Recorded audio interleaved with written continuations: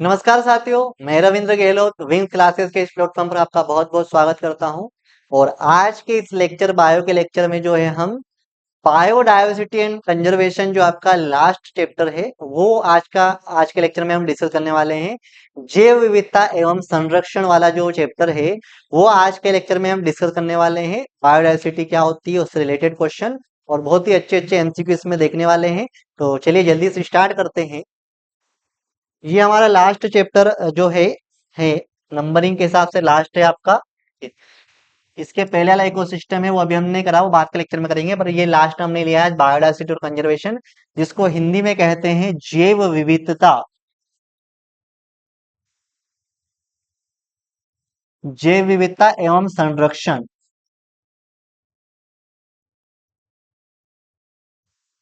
जैव विविधता एवं संरक्षण इस चैप्टर का नाम है। इसके एमसीक्यू हम देखने वाले हैं आज के इस लेक्चर में। तो सबसे पहला हमारा एमसीक्यू देखते हैं हम।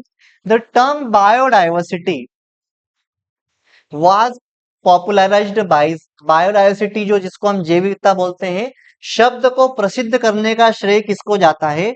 तो बायो का मतलब क्या होता है? बायो का मतलब जो लिविंग है वो बायो है, और डायवर्सिटी का मतलब डिफरेंट। हमारी अर्थ पर डिफरेंट डिफरेंट टाइप के ऑर्गेनिज्म होते हैं, चाहे वो प्लांट में ले लो चाहे एनिमल्स में ले लो।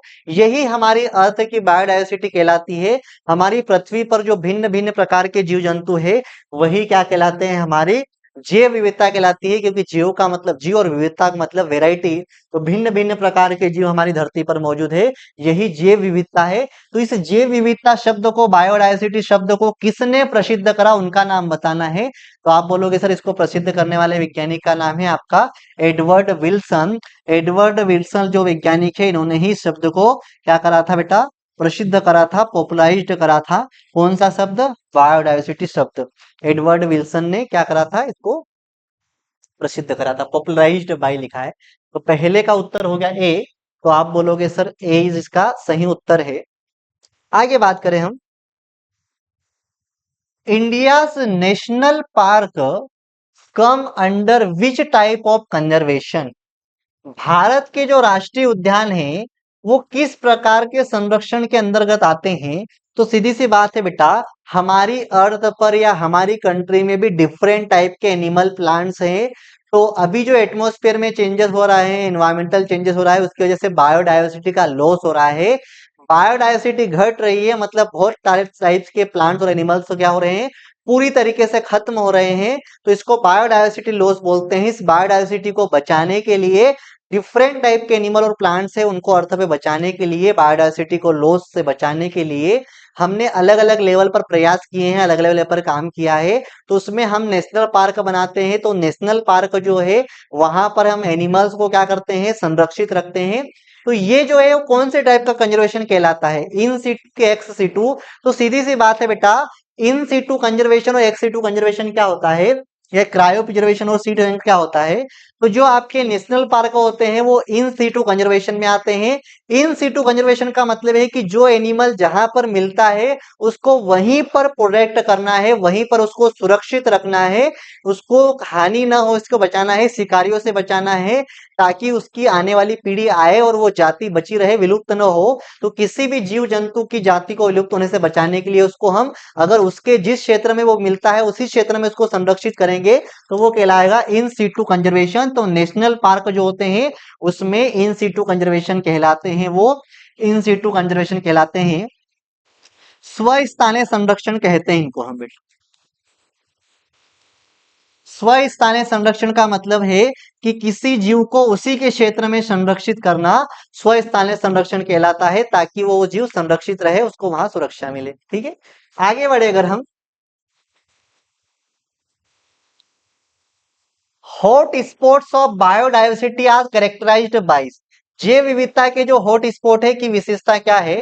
तो हॉट स्पॉट क्या करते हैं बेटा? बायोडायवर्सिटी के अंदर जो हॉट स्पॉट होते हैं वो क्या है? Low species richness, high endemic species, low human activity, all of the above. तो आप बोलोगे सर हाई एंडेमिक स्पीसीज जो होती है, हॉट स्पॉट बायोडायवर्सिटी के अंदर हॉट स्पॉट का क्या मतलब होता है? तो हॉट स्पॉट वो क्षेत्र होते हैं, वो रीजन होते हैं जहां पर बहुत टाइप के एनिमल्स और प्लांट्स प्रेजेंट होते हैं, मतलब स्पीसीज रिचनेस होती है। साथ ही साथ उस एरिया में ऐसी स्पीसीज के एनिमल प्लांट भी होते हैं जो दूसरे एरिया में नहीं होते हैं, रेयर ही मिलते हैं, ऐसे एनिमल और प्लांट्स भी उस एरिया में होते हैं। तो हाई एंडेमिक स्पीसीज का मतलब ये है कि ऐसा एरिया जहां पर बहुत ही दुर्लभ प्रकार के जीव जंतु मौजूद होते हैं जो दूसरे क्षेत्र में नहीं होते हैं। ये उस क्षेत्र की विशेषता होती है, उस क्षेत्र को हम हॉट स्पॉट बोल देते हैं। तो जैव विविधता से भरपूर क्षेत्र हॉट स्पॉट कहलाते हैं, जहां पर भिन्न भिन्न प्रकार के या भिन्न भिन्न या बहुत प्रकार के जातियां उपस्थित होती है। ये ध्यान रखना है, हाई एंडेमिक स्पीसीज कहलाएगा। तो ये इसका सही उत्तर है। आगे बढ़े। Which in example of ex situ conservation, अब यहाँ पे ध्यान से समझो कि एक्स सीटू कंजर्वेशन का मतलब क्या है सर। तो अगर हम किसी एनिमल या प्लांट्स को जहां वो मिलता है वहां से दूसरे एरिया में या दूसरे सुरक्षित जगह पर ले जाकर उसको हम कंजर्व करें या सुरक्षित रखे, संरक्षित करें। तो अगर किसी स्पेसिफिक एरिया में, देखो अगर किसी स्पेसिफिक एरिया में कोई प्लांट एनिमल मिलता है, उसी एरिया में अगर उसको हम प्रोटेक्ट करते हैं तो ये इन सिटू कंजर्वेशन हो गया। अगर किसी जीव जंतु को उसी क्षेत्र विशेष में संरक्षित करते हैं जहां वो पाया जाता है, तो वो स्व स्थानीय संरक्षण है। लेकिन अगर किसी प्रजाति या किसी जाति जीव जंतु या पौधे को हम किसी उस क्षेत्र से निकालकर दूसरे क्षेत्र में ले जाके संरक्षित करते हैं, तो ये एक्स सिटू कंजर्वेशन होता है। इसके अंदर आते हैं बॉटनिकल गार्डन्स, इसके अंदर आते हैं आपके वानस्पतिक उद्यान,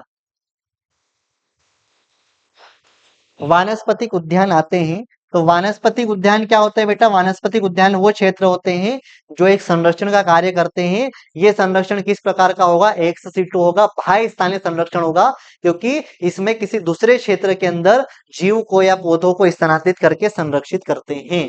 तो सही उत्तर हो जाएगा इसका बी, बोटेनिकल गार्डन। आगे बढ़े। Which of the following is not correctly matched, इसमें से कौन सी जोड़ी गलत है ये बताना है। हॉट स्पॉट जो होते हैं हाई स्पेसिफिक रिचनेस, मतलब उच्च जैव विविधता दर्शाते हैं, उच्च जातीय, ठीक है, यानी बहुत सारी जातियां होती है। एंडेमिज्म मतलब restriction to a particular area, मतलब कुछ ही। एंडेमिज्म का मतलब ऐसी जातियां जो उस क्षेत्र में ही पाई जाती है।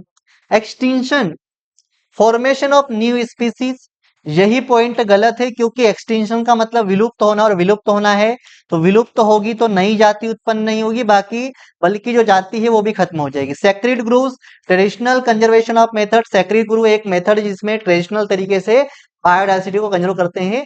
पवित्र उपवन कहा जाता है जिसमें पारंपरिक तरीके से, सांस्कृतिक तरीके से लोग जो होते हैं, जो स्थानीय लोग होते हैं, वो पारंपरिक तरीके से, सांस्कृतिक तरीके से जैव विविधता को बचाते हैं। तो पहला और तीसरा और दूसरा और डी वाला ये तीनों सही है, लेकिन सी वाला ऑप्शन गलत है, क्योंकि गलत ऑप्शन ही यहाँ पे सिलेक्ट करना था, तो राइट आंसर सी हो जाएगा। ठीक है, विलुप्त का मतलब है जाति का विलुप्त होना। आगे बढ़े। The IUCN red list provided information national information about. IUCN एक वो होता है, IUCN एक संस्था है जिसका पूरा नाम भी समझ लो यहाँ पे। IUCN का पूरा नाम क्या है बेटा, इंटरनेशनल इंटरनेशनल इंटरनेशनल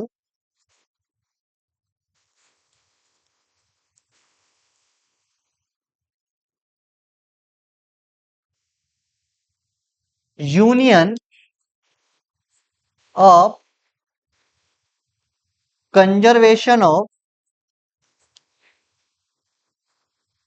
नेचर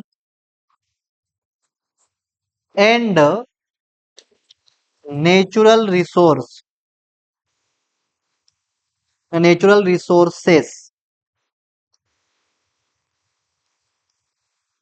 तो आप बोलोगे sir international union of conservation of nature and natural resources, IUCN का फुल नेम है इसके।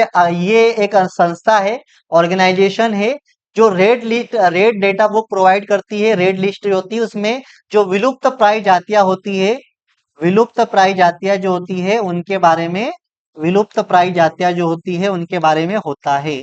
तो रेड डेटा बुक जो होती है, रेड लिस्ट किससे रिलेटेड है, थ्रेटेंड स्पीसीज, विलुप्त प्राय जातियां से संबंधित, भी ध्यान रखना है। आगे बढ़े। According to rivet proper hypothesis, rivet proper hypothesis, loss of rivet species form an ecosystem leads to. Rivet proper परिकल्पना जो कि पॉल एलरिक ने दी थी, उनके अनुसार एक पारिस्थितिकी तंत्र में रिवेट प्रजातियों के नुकसान का परिणाम क्या होता है। सीधी सी बात है बेटा, रिवेट प्रॉपर हाइपोथेसिस क्या समझाता है कि बायोडायवर्सिटी का लॉस जो होता है उसमें स्पीसीज का रोल कैसा होता है। तो जैसे क्या है कि जैसे मान लो एक एयरप्लेन है, एक एरोप्लेन है, एक एरोप्लेन के अंदर हम बोलते हैं कि वो अलग अलग पार्ट से मिलकर बना हुआ है। अब एरोप्लेन के अंदर जितने भी पैसेंजर बैठते हैं, अगर हर पैसेंजर एरोप्लेन का एक एक पार्ट्स अपने घर लेते जाए, तो आप बताओ अगर शुरुआत में कोई पर्सन कुर्सी उठा के ले जा रहा है अपने घर, तो एरोप्लेन की सेफ्टी पे कोई अफेक्ट नहीं पड़ेगा। लेकिन जैसे जैसे कोई कुर्सी ले जा रहा है, कोई खिड़की ले जा रहा है, कोई पहिए ले जा रहा है, तो जैसे जैसे लोग एक एक पार्ट्स ज्यादा हटाते जाएंगे, एयरप्लेन जो होगा आपका वो डेंजरस मोड में चला जाएगा, उसकी सेफ्टी अफेक्टेड होगी। उसी तरीके से क्या होता है कि हमारा जो इकोसिस्टम होता है इसमें डिफरेंट डिफरेंट टाइप के एनिमल प्लांट्स होते हैं। तो शुरुआत में अगर एक टाइप का एनिमल और प्लांट्स पूरी तरीके से खत्म हो गया तो इकोसिस्टम में फर्क नहीं दिखेगा। लेकिन अगर मान लो एक प्लांट खत्म हो गया तो उस प्लांट पे डिपेंड एनिमल था वो भी खत्म हो जाएगा थोड़े टाइम पे बाद।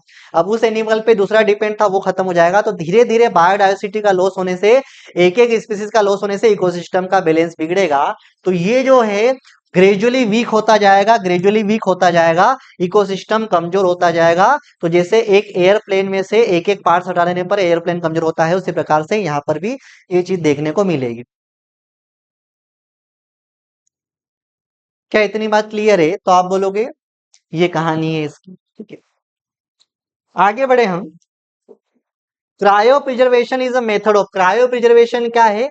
क्रायो प्रिजर्वेशन एक ऐसा तरीका है जिसमें हम सीड को या पोलन बैंकों को बचाते हैं। इसमें हम किसी लेबोरेटरी में मीडियम बनाते हैं। क्रायो प्रिजर्वेशन एक टेक्निक है जिसमें हम लिक्विड नाइट्रोजन का मीडियम रखते हैं, माध्यम रखते हैं, और उसका टेम्परेचर रखते हैं -196 डिग्री सेल्सियस। और इस टेम्परेचर पे हम उसको क्या करते हैं, बीजों को और पोलन ग्रेन्स या पराग कणों को सुरक्षित रखते हैं। तो ये टेक्निक क्या कहलाती है, कौन से टाइप का प्रिजर्वेशन है? इन सीटू है कि एक्स सीटू है? तो आप बोलोगे सर एक्स सीटू है, क्योंकि इसमें हम सीड को और उसको लेबोरेटरी में करते हैं प्रिजर्व, न कि वहां पे जहां मिलते हैं वहां पर। जहां मिलते हैं वहां से निकाल कर दूसरी जगह प्रयोगशाला में संरक्षित करते हैं, तो एक्स सीटू कंजर्वेशन कहलाएगा। आगे बढ़े बेटा। Which national park is dedicated exclusively to one horn rhinoceros? है ना? कौन सा राष्ट्रीय उद्यान विशेष रूप से एक सींग वाले गेंडों को समर्पित है? तो कौन सा राष्ट्रीय उद्यान ऐसा है जहां पर सिर्फ एक सींग वाला गेंडा मुख्य रूप से संरक्षित है? तो एक सींग वाला गेंडा कौन से राष्ट्रीय उद्यान में पाया जाता है? तो आप बोलोगे सर कांजीरंगा नेशनल पार्क, जो कि असम में है। कांजीरंगा नेशनल पार्क, कांजीरंगा राष्ट्रीय उद्यान जो है वो आपका कहाँ पर है बेटा? वो है आपका असम में। वहां पर आपको किसको संरक्षित किया गया है? तो आप बोलोगे एक सींग वाले गेंडे को। तो इसका सही उत्तर क्या हो जाएगा? वे ए। नहीं, ध्यान रखे। आगे बढ़े बेटा। The Amazon rain forest is represent, Amazon के वर्षावन होते हैं वो किसका प्रतिनिधित्व करते हैं? तो आप जानते हैं अमेजन अमेजन के वर्षावन जो होते हैं वो ट्रॉपिकल रीजन में आते हैं। तो tropical dedication forest, temperature forest, desert, tropical rain forest. तो याद रखना ट्रॉपिकल रेन फॉरेस्ट उष्ण कटिबंधीय वर्षावन कहलाते हैं। आपके अमेजन के वर्षावन उष्ण कटिबंधीय क्षेत्र है जहां पर अत्यधिक जैविकता देखने को मिलती है उष्ण कटिबंधीय क्षेत्र में, शीतोष्ण क्षेत्र की तुलना में। तो ये सही हो गया आपका, कौन सा सही हो गया बेटा? BC C. अब समझो, which of the following statement about biodiversity hotspot is are correct? Biodiversity hotspot के उसमें केस में कौन सा पॉइंट करेक्ट है? निम्नलिखित में से कौन सा निम्न से कौन जैव विविधता हॉटस्पॉट के बारे में कौन सा कथन सही है देखना है। They have high species richness, बिल्कुल सही बात है ये, है ना। They are highly theatre species, यहाँ पर वो स्पीसीज होते हैं जहां पर विलुप्त होने वाली जाति मिलती है। India has two biodiversity hotspot, ये बात गलत है, टू नहीं है बेटा। Conservation is not necessary of this region, conserve करना है। देखो बायोडायवर्सिटी हॉस्पिटल को कंजर्व करेंगे तभी तो डिफरेंट टाइप के एनिमल और प्लांट को हम कंजर्व कर पाएंगे। तो ये पॉइंट गलत है। ओनली वन और टू पॉइंट जो है वो सही है, हमको सही वाला ही देखना था। तो वन और टू वाला सही है। तो सही उत्तर क्या होगा बेटा? वन और टू। आगे बढ़े। Correct statement regarding, correct statement regarding biodiversity loss, biodiversity का लॉस हो रहा है, इसका सही जो है कारण क्या है? जैव विविधता ह्रास के बारे में सही कथन क्या है? जैव विविधता की हानि, invasive species causes loss of native species, habitat destruction promote species diversity, गलत बात है। हैबिटेट यानी आप जीवों के रहने की जगह खत्म कर रहे हैं तो जैव विविधता घटेगी। और exploitation help in conservation of biodiversity, और एक्सप्लॉइटेशन से बायोडायवर्सिटी का लॉस होगा। क्लाइमेट चेंज है no impact of biodiversity, climate change होगा तो डिफरेंट टाइप के एनिमल्स और प्लांट विलुप्त हो जाएंगे। तो एक पहला पॉइंट जो है वो सही है, जो बोलता है कि दूसरी स्पीसीज, एक स्पीसीज दूसरी स्पीसीज को घटा सकती है, ये पॉइंट सही होता है बेटा। तो सही कथन कौन सा है बायोडायवर्सिटी लॉस के बारे में? Invasive species causes loss of native species, मतलब एक एरिया में पहले से जो स्पीसीज है वहां पर डिफरेंट टाइप की स्पीसीज आ जाती है, तो पहले से रहने वाली स्पीसीज के लिए खतरा हो जाती है। कोई प्राकृतिक आवास में जो जाति रहती है, अगर वहां उस आवास में कोई दूसरी जगह की जाति आ जाती है, दूसरा जीव आ जाता है, तो वो दूसरा जीव अगर आक्रामक हुआ, हानिकारक हुआ, तो वहां रहने वाली जातियों के लिए नुकसानदेयक होगा। तो ए उत्तर सही होगा बेटा। Which of the following is amongst example of an ecological hotspot? Ecological hotspot का एग्जाम्पल कौन है? तो बेटा वेस्टर्न घाट। पश्चिमी घाट जो है बेटा, पश्चिमी घाट जो है वो भारत का मुख्य मुख्य पश्चिमी घाट जो है भारत का मुख्य जैव विविधता क्षेत्र कहलाता है, जहां पर जैव विविधता क्षेत्र है, जैविक हॉटस्पॉट कहलाता है, जहां पर भिन्न भिन्न प्रकार के जीव जंतु देखने को हमको मिलते हैं। तो ये चीज ध्यान रखे बेटा। तो ये हुआ आपका 13वां क्वेश्चन। इसका हुआ 13 का क्या होगा बेटा? A, option A is right answer. ठीक है, ये ध्यान रखें। आगे अगर हम बढ़े, which of the following statement about biodiversity is incorrect? Biodiversity के केस में कौन सा है वो जो करेक्ट है? सॉरी, किस करेक्ट? कौन सा जैव विविधता के संदर्भ में कौन सा पॉइंट सही है? तो genetic diversity refer to the variety of ecosystem in a given area. Genetic diversity species की वैरायटी को शो करती है। Species diversity include both the number of species and also their relative abundance. Ecosystem diversity report the genetic duration with the species. Biodiversity is not affected of climate change. तो D वाला तो बिल्कुल गलत है, कि ये बोल रहा है कि वातावरण में बदलाव से जैव विविधता प्रभावित नहीं होगी, तो बिल्कुल गलत बात है। सी वाला बोल रहा है कि ecosystem diversity refer to the genetic variation with species. Ecosystem diversity जो है जेनेटिक वेरिएशन से डिपेंड नहीं करती है, जेनेटिक डाइवर्सिटी रिफर करती है वैरायटी ऑफ इकोसिस्टम पे, तो ये भी गलत है। बी वाला सही है, जो बोल रहा है कि species diversity include both the number of species and there relative abundance. जो जाति जैव विविधता होती है, जाति विविधता होती है, उसके अंदर क्या शामिल है? आपका जातियों की संख्या शामिल है। तो बी वाला सही रहेगा बायोडायवर्सिटी के केस में, जैव विविधता के संदर्भ में। ठीक है बेटा, ये बात आपको ध्यान रखना है। आगे बढ़े हम। What is the primary causes of habit fragmentation? कौन सा ऐसा प्राथमिक कारण है जो हैबिटेट यानी जो आवास है उसका नुकसान कर रहा है? Over exploitation, urbanization in industrial development, climate change, invasive species. तो सीधी सी बात है बेटा, आप जंगलों को काट रहे हो किसके लिए? शहरीकरण के लिए। शहर बढ़ाने के लिए जंगलों को काट रहे हो, तो शहरीकरण के लिए जंगल काट रहे हो, और औद्योगिक विकास के लिए काट रहे हो, फैक्ट्री डालने के लिए काट रहे हो। तो जो जीव जो होते हैं, जंगल वाले जीव होते हैं, उनका आवास आप दो कारण से छीन रहे हो, या इस वजह से उनका आवास जो होता है छीना जा रहा है। कौन से दो कारण है वो मुख्य? वो शहरीकरण और औद्योगिकरण है, अर्बनाइजेशन और आपका इंडस्ट्रियल डेवलपमेंट होगा। तो आपका बी ऑप्शन राइट होगा बेटा। ठीक है, चल। The red data book is published by, मैंने अभी बताया था कि रेड डाटा बुक कौन पब्लिश करता है? IUCN, international union of conservation of nature and natural resource. ठीक है, ये जो है आपका, ये आपका रेड डाटा बुक क्या करता है? पब्लिश करता है, जिसके अंदर विलुप्त प्राय जातियां जो होती है उनके बारे में होती है, जो विलुप्त होने वाली जातियां हैं उनके बारे में जिक्र होता है, उनके बारे में पता लगता है इस। तो इसका ये हो जाएगा। आगे बढ़े, तो total number of biodiversity hotspot in the world, पूरी दुनिया में या पूरे वर्ल्ड में बायोडायवर्सिटी के हॉटस्पॉट कितने हैं? तो 34 है। देखा, 29 पहले थे, 29 पहले थे, 9 और 8 हो गए, तो कितने हो गए? तो 29, 26 पहले थे, तो अब हो गए आपके 34। कितने हो गए बेटा? 34 हो गए। 34 आपके बायोडायवर्सिटी हॉटस्पॉट हो जाएंगे।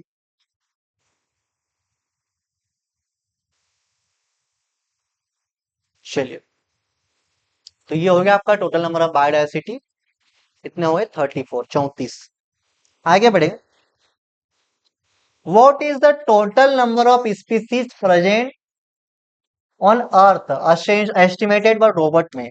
रॉबर्ट में जो एक साइंटिस्ट थे उनके अनुसार हमारी पृथ्वी पर कितने प्रकार के जीव जंतु मौजूद है, या उसकी नंबर ऑफ स्पीसीज कितने ही जातियों की संख्या कितनी है, टोटल नंबर ऑफ स्पीसीज, तो उनके अकॉर्डिंग 7 मिलियन है।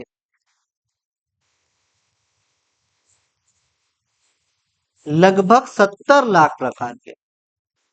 अगर हम इसको कन्वर्ट करें तो 70 लाख होगा, क्योंकि 1 मिलियन मतलब 10 लाख होता है, तो 7 मिलियन मतलब 70 लाख। 70 लाख जो है 70 लाख जो है, इसके अराउंड मतलब इतने टाइप के एनिमल और प्लांट्स है। टाइप्स की बात कर रहा हूं मैं, ये संख्या की बात बिल्कुल नहीं कर रहा हूँ, ठीक है। तो 70 लाख प्रकार के जीव जंतु मौजूद है। अभी तक डिस्कवर्ड कितने हुए, तो ध्यान रखना है लगभग 1.7 या 1.5 कह सकते हैं हम। 1.5 जो है रेंज है IUCN के अकॉर्डिंग। 15-17 लाख प्रकार के जीव जंतु अभी तक खोजे गए हैं। चलो आगे बढ़े। तो इसका सही उत्तर हो जाएगा डी। इसका सही उत्तर क्या होता है बेटा, इसका सही उत्तर हो जाएगा आपका डी। आगे बढ़ते हैं। India constitutes percentage of the world land area and contributes percentage of the global speed diversity. India जो है वो अगर एरिया वाइज देखे तो कितना कंट्रीब्यूट करता है वर्ल्ड में, तो इंडिया का जो है एरिया कितना है, 2.5%, 2.4%। 2.4% एरिया कवर करता है वर्ल्ड का इंडिया। लेकिन अगर हम बायोडायवर्सिटी की देखें तो बायोडायवर्सिटी में इंडिया कितना रोल प्ले करता है, तो वो करता है 8.1, मतलब 2.54% एरिया है सिर्फ भारत का पूरे वर्ल्ड में। और उसमें भी अगर आप बोलोगे सर, उसमें भी अगर आप बोलोगे, उसमें बोलोगे फिर भी वो स्पीसी डायवर्सिटी कितना दिखाता है, वो कितने प्रकार की जैव जैव विविधता में कितना भाग है उसका, तो 8.1%। ये वाला सही उत्तर होगा। कितना कम क्षेत्र है उसके बाद भी जैव विविधता 8.1% है, 8.1% है। आगे बढ़े। First earth summit for conventional of biological diversity CBT was held on. पहला जो अर्थ समिट हुआ था, है ना, पहला जो अर्थ समिट हुआ था वो कहाँ हुआ था, जो पृथ्वी सम्मेलन हुआ था बेटा वो कहाँ हुआ था, ये बताना है। जैव विविधता को बचाने के लिए पृथ्वी सम्मेलन हुआ था, वो कहाँ हुआ था, तो याद रखना 1992 में हुआ था आपका, रियो डी जेनेरियो में हुआ था, और जो कि ब्राजील में आता है। ब्राजील एक देश है जिसका शहर है रियो डी जेनेरियो, ठीक है। और 1992 में हुआ था, ये ध्यान रखना है, अर्थ समिट। उसी का दूसरा भाई है आपका एक और, वर्ल्ड समिट, है ना। पृथ्वी सम्मेलन के बाद आता है विश्व शिखर सम्मेलन। तो विश्व शिखर सम्मेलन कहाँ हुआ था ये बताना है। 2002 में हुआ था, लेकिन कहाँ हुआ था, तो ये 2002 में जोहान्सनबर्ग जो है साउथ अफ्रीका का शहर है, वहां पर हुआ था बेटा, जोहान्सनबर्ग। यहाँ पर भी कई देशों के जो है वो लोग मिले थे, कई देशों के जो है, कई देशों के भी वो होता सम्मेलन हुआ था। और यहाँ पर जो है जैव विविधता को बचाने के लिए उसके संदर्भ में ये सम्मेलन हुआ था, ये ध्यान रखना है। आगे अगर हम बढ़े। Which of the following statement regarding the estimate of the number of species found on earth is not correct. हमारी अर्थ पर जो डिफरेंट टाइप के एनिमल और प्लांट्स होते हैं, नंबर ऑफ स्पीसीज है, उसके रिगार्डिंग यहाँ कुछ पॉइंट दिए हैं, उसमें से कौन सा पॉइंट जो होता है वो गलत है।